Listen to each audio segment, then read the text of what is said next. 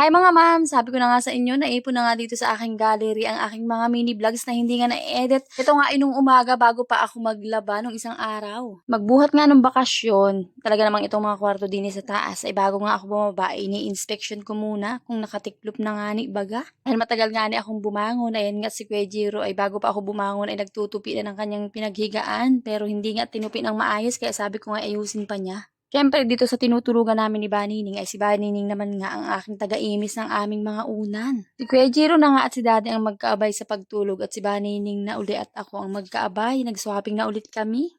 Alam nyo na itong aking bunsoy na itong si Banining ay makatwiran nga. Yung mga kumot ay hindi niya kayang tupiin dahil maiksi nga ni daw ang kanyang kamay kaya ako talagang nagtutupi ng mga kumot.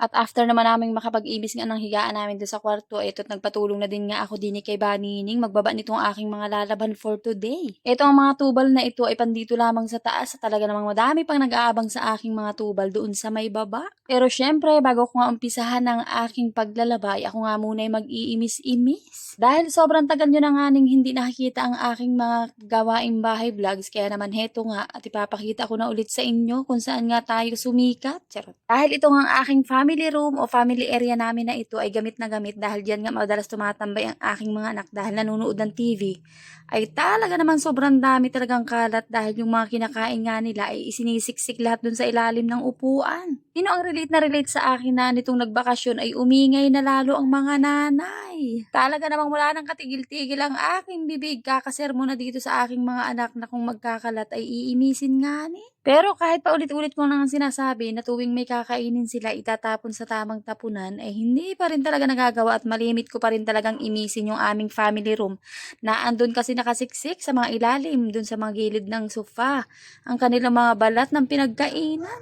Minsan talaga ako yamot na at hindi ko na mapigilan ang sarili ko na hindi nga magtatalak. Ikaw kasing mga anak ko, siguro itinatamad na nga tumayo kapag napapagana ng pagnunood ng TV. Ay ayun, kung saan-saan na lamang sinisiksik yung mga balat ng pinagkainan nila.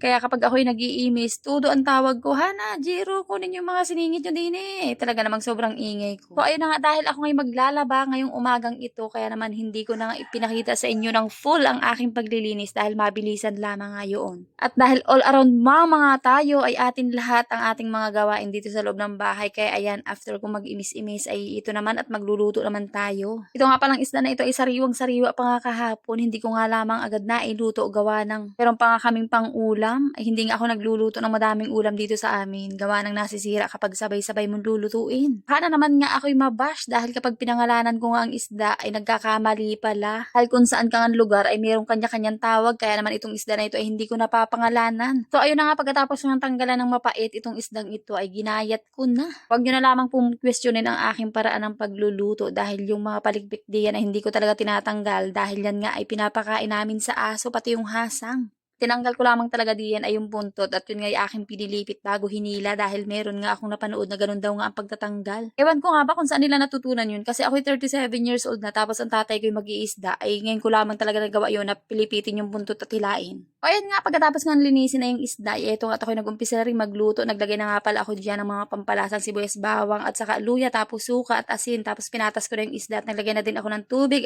After na isinalang ko at kumulo na din nga kaagad o diba anong bilis kong magluto. Pagkatapos ay naluto na din nga yung aking sinaing na isda tapos nagprito din nga ako ng ilang pirasong isda at ito ang itlog na hindi mawawala sa aming pang-ulam dahil paborito ng aking mga anak. After nga nun ay tinawag ko na din nga itong dalawang bata at sabi ko nga idumulog na din sa pagkain at ako'y nakahain na tapos nagdasal lamang din kami. Salamat po Lord sa mga biyaya ninyo sa amin sa araw-araw at ayun nagumpisa na din nga kaming kumain. Talaga nagmamadali na ako diyan gawa ng ako ngayon madaming labahin. Ito nga ikaganapan nung bago ako maglaba pero yung aking yung paglalaba ay nandun sa aking kabilang page. Hanapin nyo na lamang po doon. Kain na po tayo at kain na rin po kayo dyan sa inyo. Ay siya, ay ayun na lang po muna. Maraming salamat sa inyong palaging panonood. Ingat.